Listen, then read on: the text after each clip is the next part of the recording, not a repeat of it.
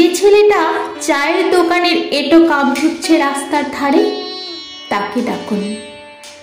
তার কানে কানে বলুন, সুজলাং সুফলাং মালয়জ শীতলাং। হ্যাঁ, বেশ সুন্দর করে বলুন।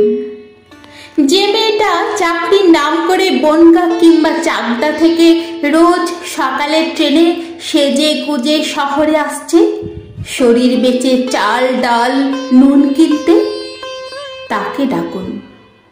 তার কানে কানে সুরেলা কণ্ঠে বলুন, সার্থক জনম আমার জন্মেছি এই দেশে। যে ছেলেটি লটারির টিকিট নিয়ে দরজায় দরজায় ঘুরছে আর বলছে, বিশ্বাস করুন আমি ভদ্রলোক, আজ 10 বছর হলো আমার কারখানা বন্ধ, লক আউট, তাকে ডাকুন। তার কানে কানে বলুন, বলো বলো বলো সবে, শত বিনা বেনু রবে, ভারত আবার জগৎ সভায় শ্রেষ্ঠ আসন লবে।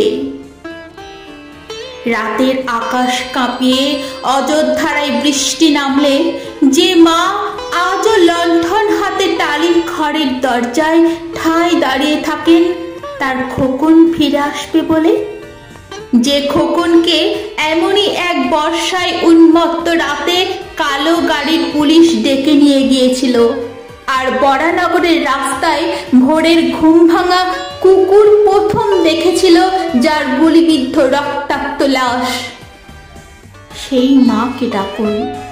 তার কানে কানে বলুন, हम बुलबुली है शिकी ये गुलशिता हमारा, सारे जहां से अच्छा हिंदुस्तान हमारा।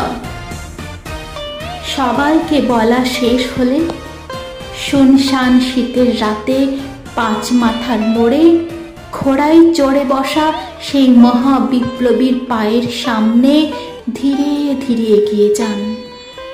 ফাঁকা রাস্তায় রাতের বাতাসে কান পাতুন, শুনতে পাবেন সেই বিপ্লবী পুরুষের বজ্রকণ্ঠ, আমি তোমাদের কাছে রক্ত চেয়েছিলাম তোমাদের স্বাধীনতা এনে দেব বলে, আমি পারিনি, আমি আমার সমস্ত জীবন উৎসর্গ করেছি, আর তোমরা